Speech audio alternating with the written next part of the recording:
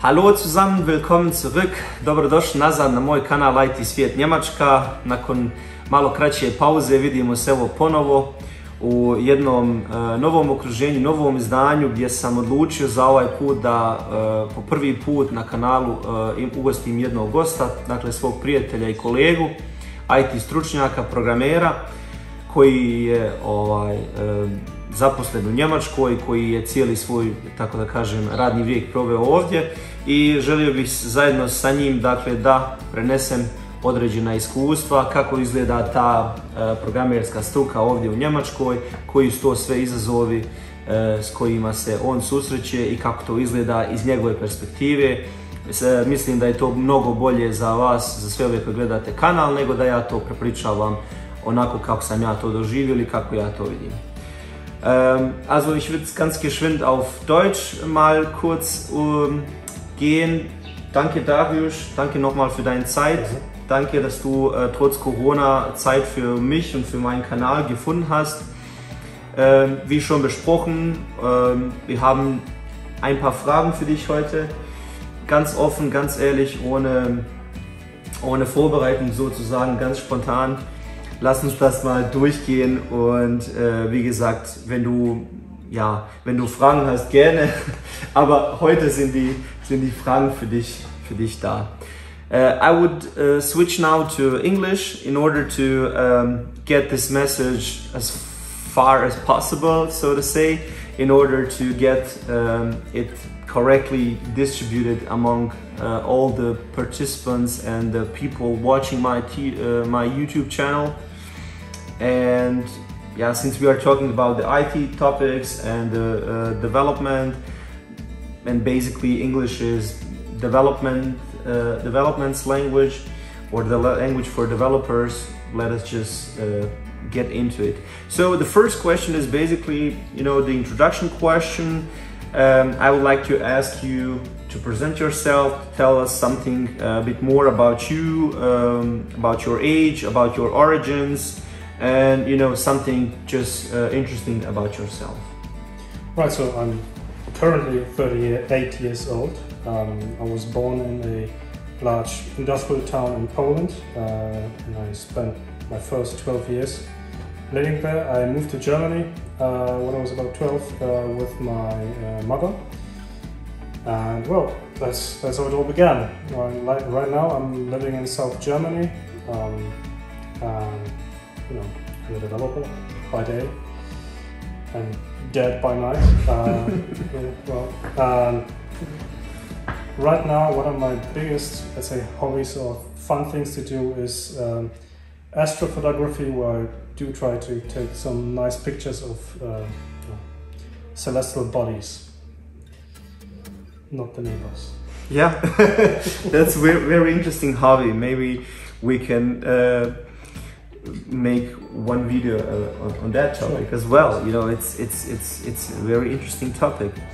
Thanks for that. So the second question is, okay, so I wrote it exactly. What do you want to become as you were a child? So how did you? Yeah. When I was a kid, I desperately wanted to become a pilot.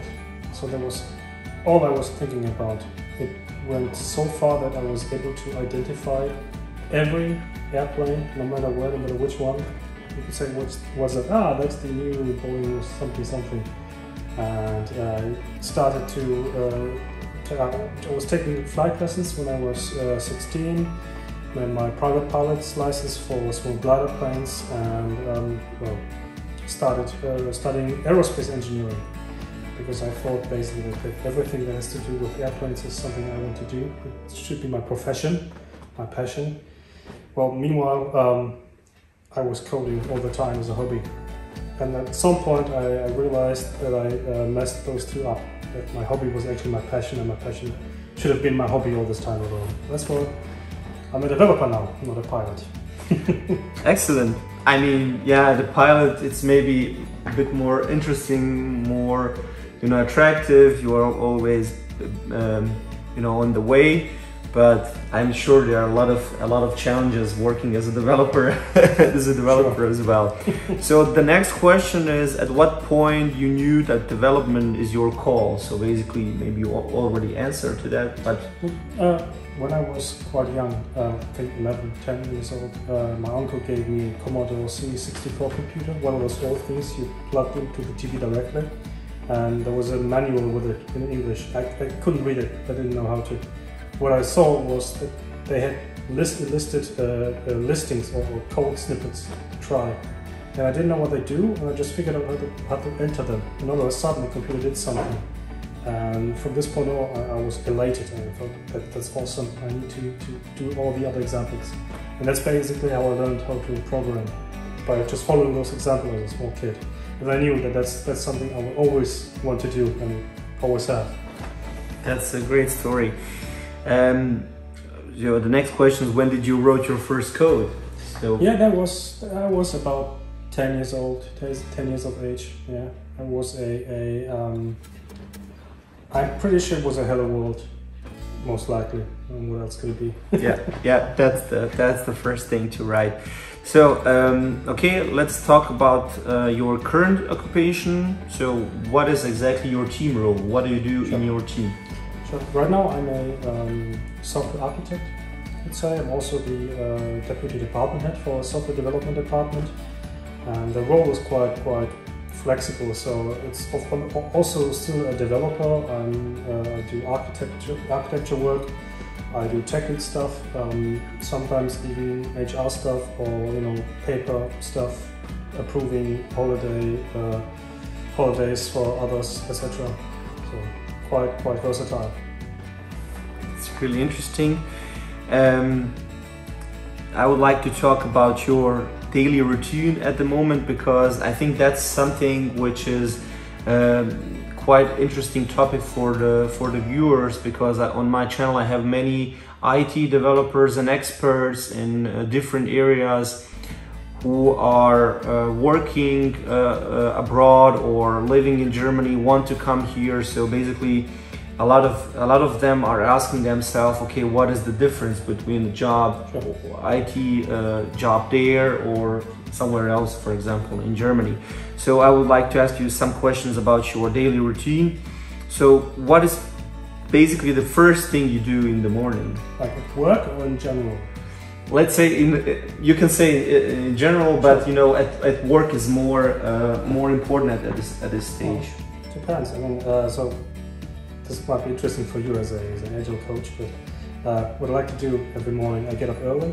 I walk out of the house. There is a small hill next to my garden. I walk up there, and I do kind of like a personal retrospective of the day before. So what was good, what was bad, what can I improve. Also work stuff. So if I know, okay, I didn't do something very well, what should I do next, etc. So I do this like in my head, just for me to prepare for the day. And when I begin the work day, actually, it depends on which mode I'm in.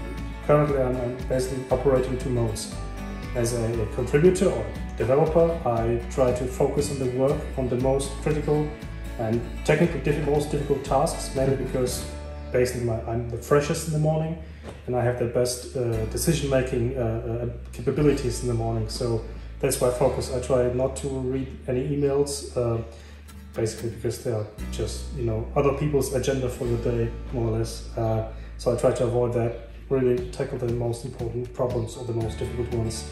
And if I'm in the mode of a coordinator, I make sure that I do the most, let's say, hated task first. I do prepare them the day before. I write down what I have to do the next day. And basically the task I want to do the least, that's the first one I do in the morning. Okay. Just to have it gone and have an effective day afterwards. So yeah, as a developer, I do the technical stuff first in the morning, and as a coordinator I check my emails, do the important tasks, coordinate things, communicate with people, grab information that I need, so all those things.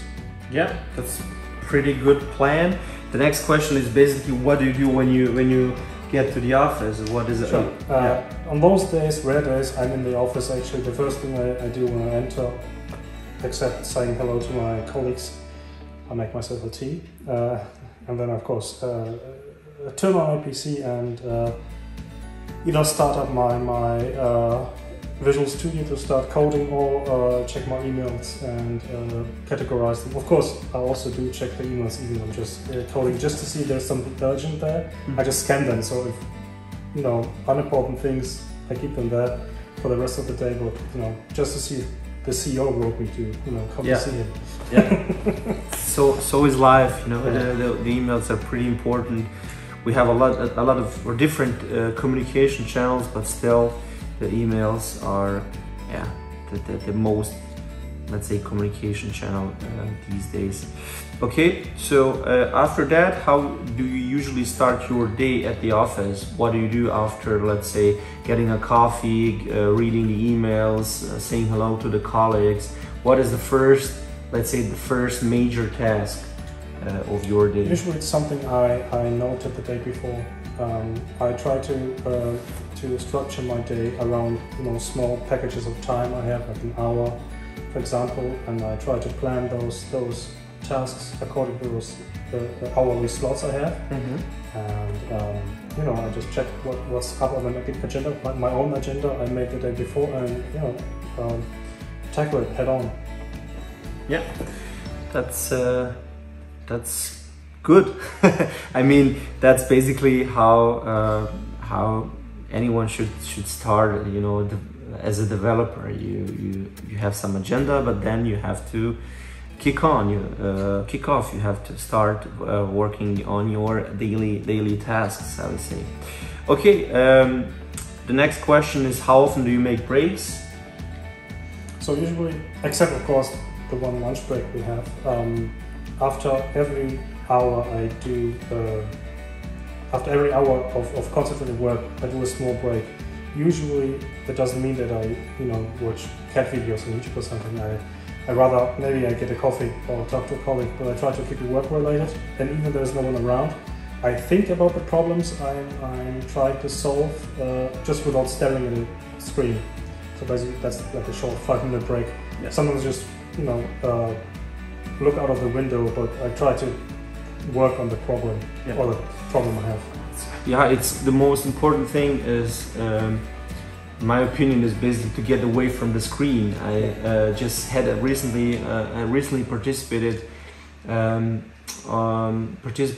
one conference, and basically the presenter, the lady, she presented us some new ways of working within the team, and we had the coffee breaks. It was an online conference, of course, and she basically required from each and every participant to log out himself or herself and get 10 or 15, I can't remember now, 15-minute break, but with the promise, away from screen.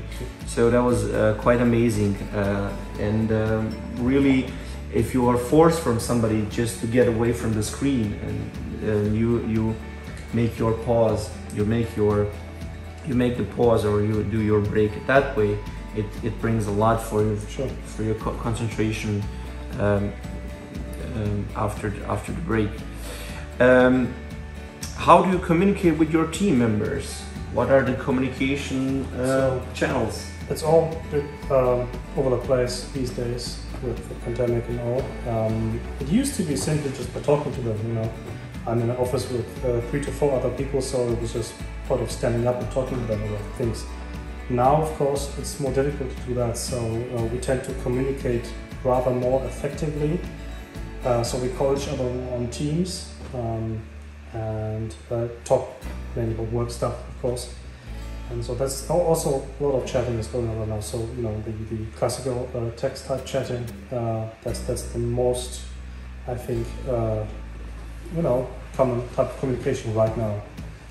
It is what it is. It is, yeah. Yeah. Next to our daily events, and other meetings which are already scheduled or defined.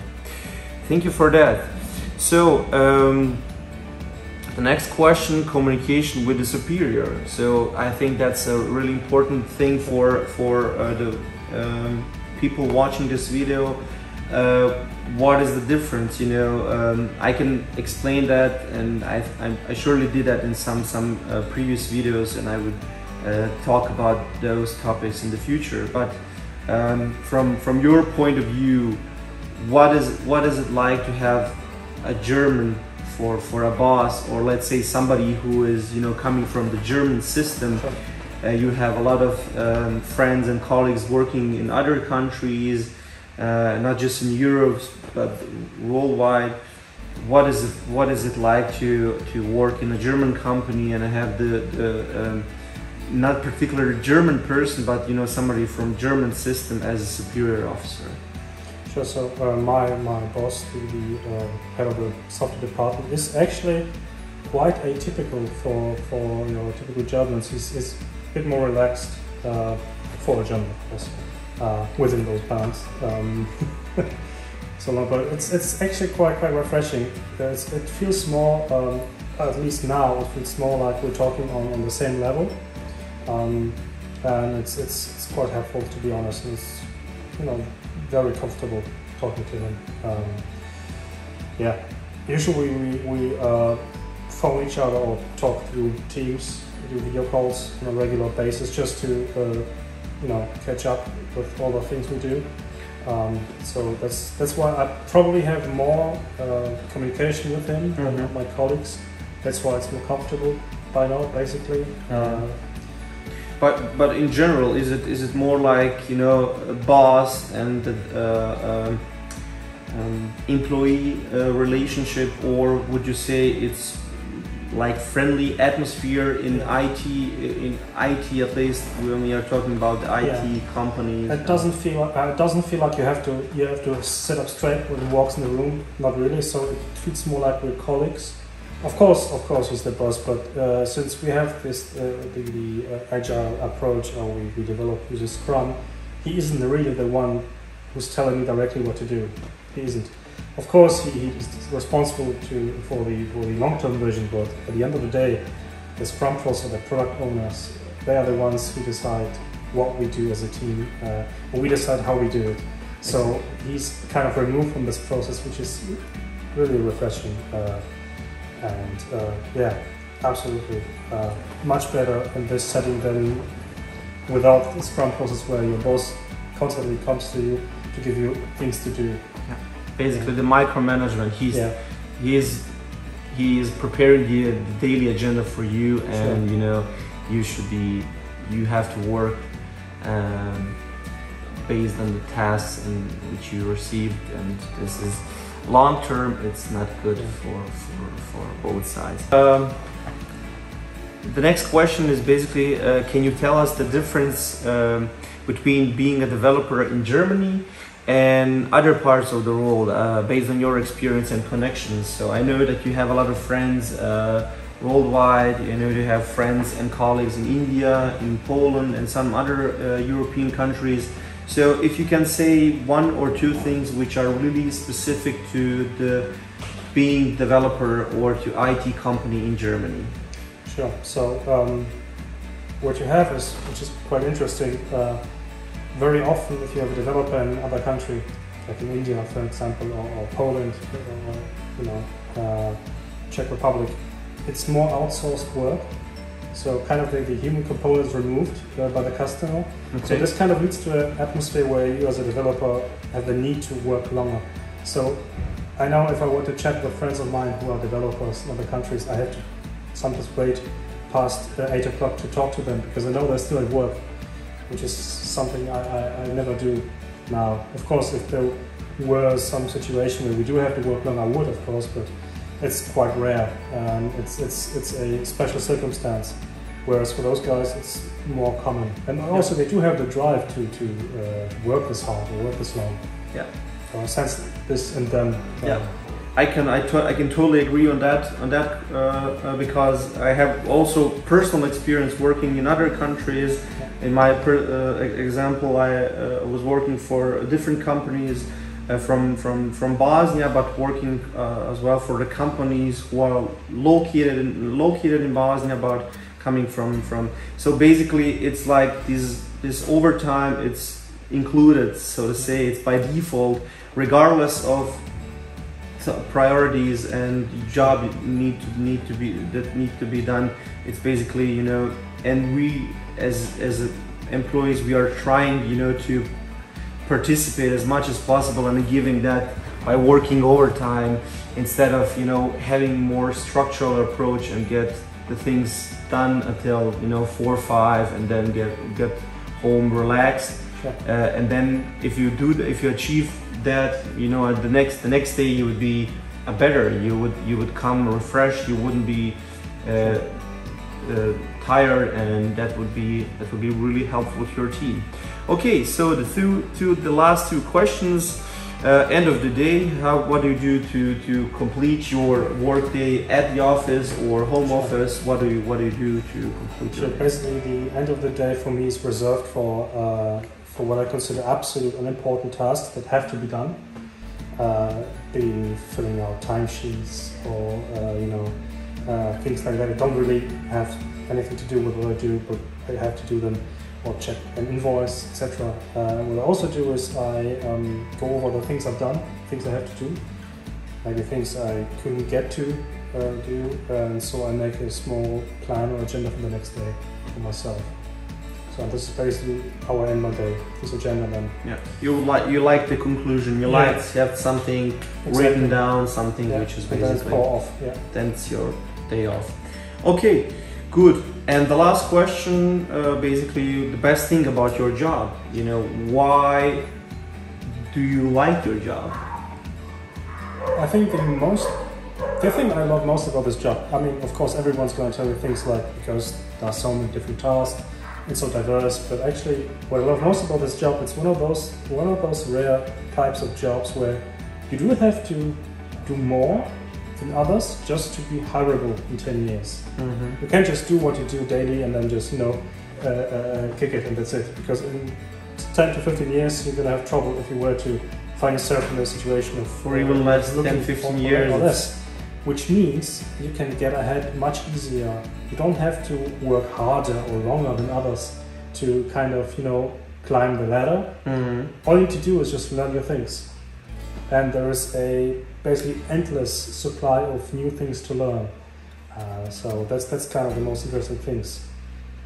You just, you know, learn your things and all of a sudden you're more valuable.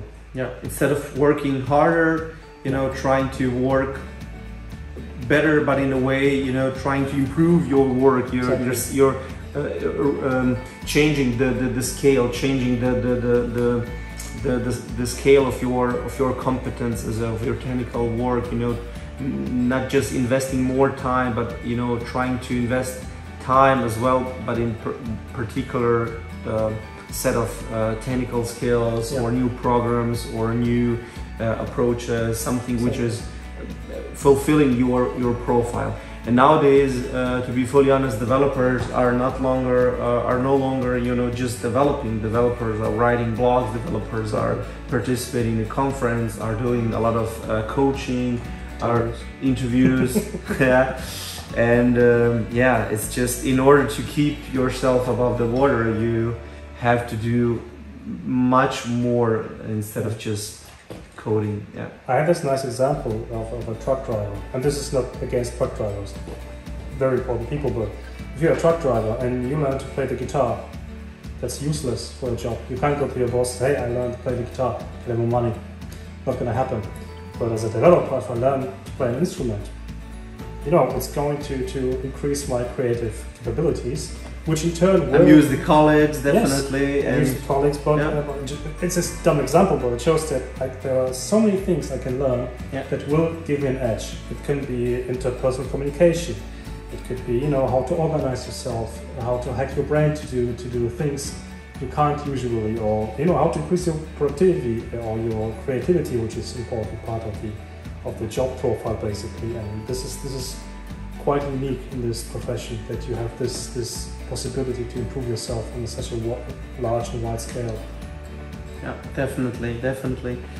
So that was it. Basically, we had a lot of questions.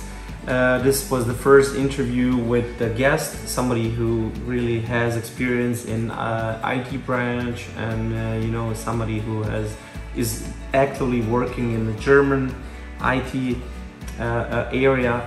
And at the end, I would like to thank you once again for your time. And yeah, in case you have any questions, you are free to write me or us directly.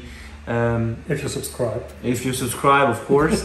And of course, you can ask the questions in English under this video. And the Darius together with me, or eventually, definitely, I hope so, answer those questions, and we will get back to you with feedback on that matter. So that was it. Thanks once again.